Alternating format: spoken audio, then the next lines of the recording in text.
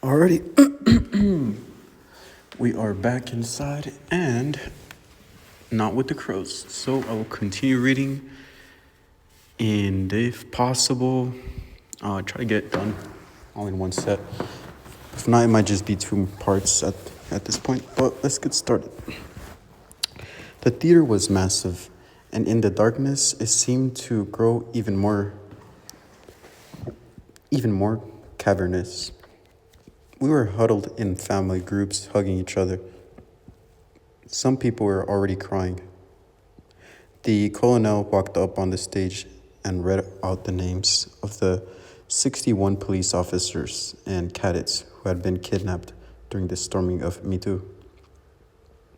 With every name, a photograph appeared on the screen, and one family group in the vast hall sighed or cried out because it was their son or husband or father or brother or lover. I sat in the darkness with my father and mother and heard the colonel speak Hernando's name. My mother gasped, "There he is."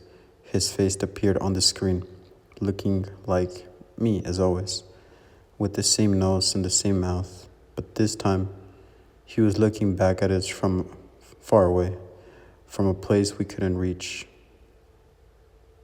Then the camera slowly panned by all the faces and captive said a few words. And each captive said a few words.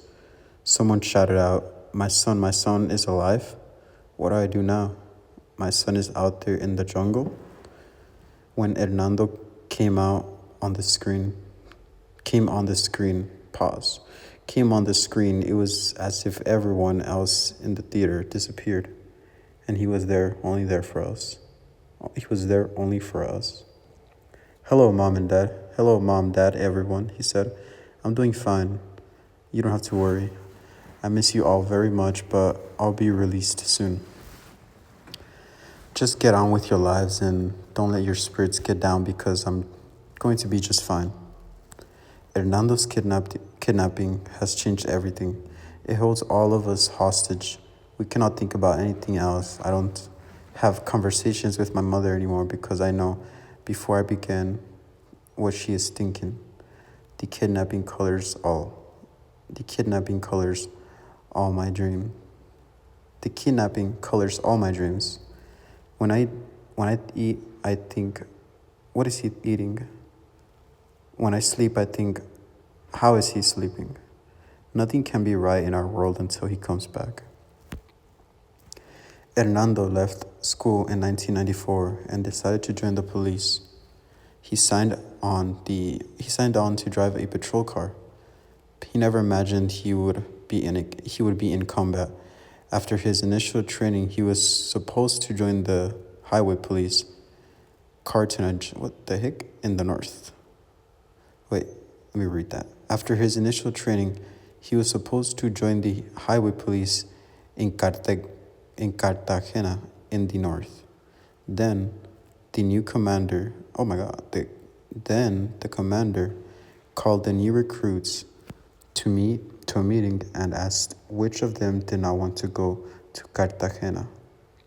Now, Cartagena is a beautiful coastal town and one of Colombia's most popular tourist locations, but it is a long way from Bogota. Hernando raised his hand, thinking that he would be posted closer to the capital. Instead, he was told that he must go right away to Mitu. He had never heard of the place. Mitu is a small garrison town deep in the Amazon region, only 30 miles from the border with Brazil. For hundreds of miles in all directions, there's nothing but rivers and the jungle. And Mitu is well inside territory that has been contested by the armed groups for more than 40 years. We were all afraid when Hernando was sent there, but for the first couple of years, it turned out to be a peaceful place. Hernando made many friends and found a girlfriend. She worked at the hospital and also came from Bogota. We have photographs of his life there. In one, he is wearing swimming shorts and standing on the bank of the river Vapes. Vaps? I think that's Vaps. River Vaps. Another shows him relaxed and happy with his fellow officers inside the police station. Several journalists have been writing that Me Too. Several journalists had been writing that Me Too had been threatened and given its location. I suppose it was inevitable, and eventually the war would reach there. But none of us thought about it at the time. Hernando, Hernando never gave the impression that they were in any trouble, even though he was so far away. We spoke on the phone 2 or 3 times a week. In 1997, he came home on leave and stayed for a couple of months. He was due to come again on November the 1st, 1998, but that was the day that the town was attacked. My mother was woken up that Sunday at dawn by a telephone call from my godfather. Listen to the radio, he told her. A battle is going on in Me Too.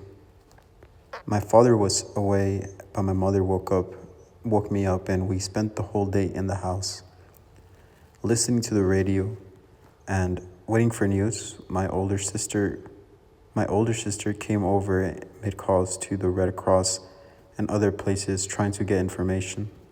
At one point, my mother announced that she had had enough. She was going to get on a plane and fly out there to see what was happening. You can't go, Mama, my sister told her. They are still fighting. It's a war zone. My mother went back to waiting. The tears rolled down. The tears rolled down her face. You could see she could not have minded walking right into the battle to pick up her son and bring him home. She was thinking, you can have your war, but let me have my child. Instead, we waited and learned that during the attack on the police station, all the officers on duty had been killed. We didn't know if Hernando had been on duty or not. We didn't know if he was alive or dead. The town was virtually destroyed. People fled in droves. Still, droves is like large numbers according to the little context in the bottom. So like if it were, virtually almost complete. Anyways, still, the news only came through in bits and pieces. 2 weeks passed before we knew Hernando had been kidnapped. That in the midst of the fighting, he had been loaded into the back of the truck, apparently asleep or unconscious and covered with ash from the explosion. Dang. Until we knew for sure that he was safe, I was out of my mind with grief. I wept constantly. At times I was sure he was dead. Then just as convinced that he must be alive.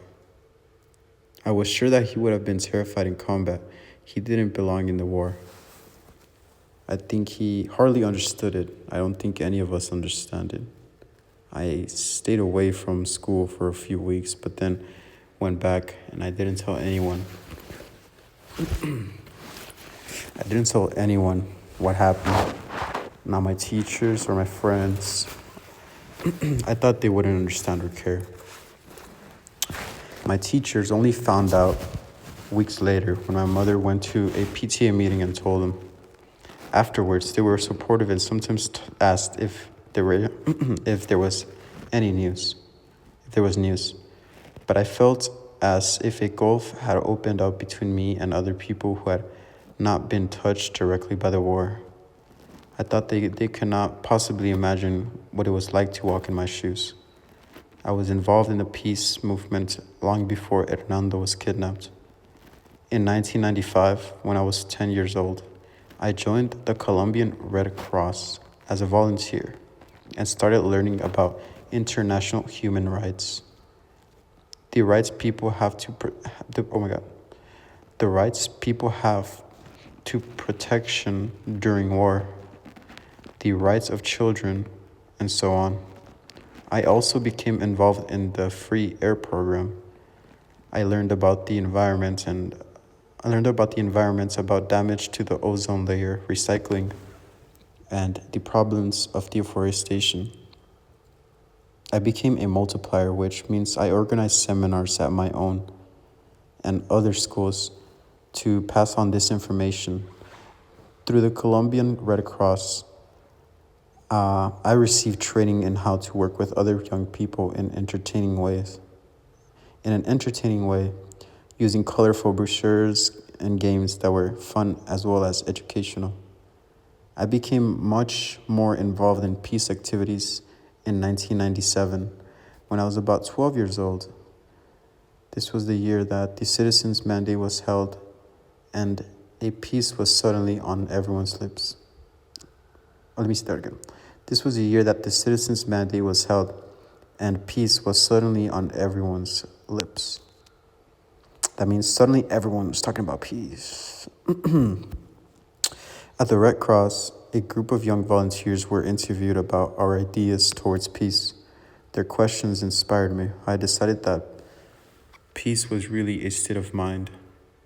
Peace depended on the way you saw things and how you responded to other people. If this was so, then it seemed to me that it should be possible for children and young people to do quite a lot to make peace, even without the help of adults. In the Children's Mandate of 1996, nearly 3 million children and adolescents had voted for their rights and for their peace. The mandate was important, but it was only the first step. If we really wanted to make peace, I thought we would need to change the way we felt inside. I was very excited by this. I thought I can have big goals, even though I am a kid. I set up a peace project without the help of any other organization or adults. Although the Red Cross was always helpful to get permission to run peace seminars at my school, I had to write letters to the rector and create a plan of action.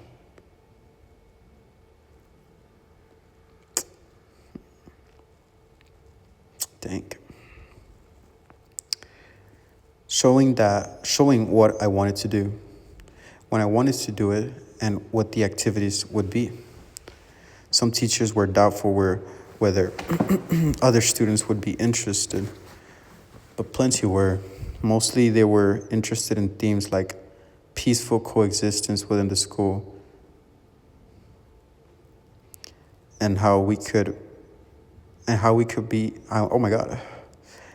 get more unity. But I also used these sessions to promote the idea that peace is not a word. It is something that we can all do. I tried to keep the meetings dynamic. I knew from my other work with the Red Cross that I would get nowhere if I gave boring lectures.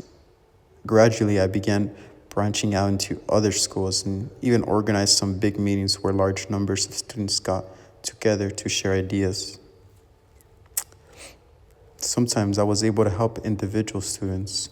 One girl called Ana Dolores had a lot of problems at home where she was very badly abused. As a result, she was aggressive and destructive at school and was badly treated there as well. Her classmates often humiliated her. Oh my God, bro. I invited Ana Dolores to come to a forum that I was running during recess in the school theater. After that, she began to trust and confide in me. That was how I learned about the abuse. She had never told anyone before. Soon afterwards, I arranged to give a talk to her class. I didn't identify Ana Dolores by name, but in a roundabout way, I inferred that I was talking about her. I described some of the problems of living in a violent home and how this could make a person behave in a certain way at school. I said that we could all help that person by understanding and listening to them. After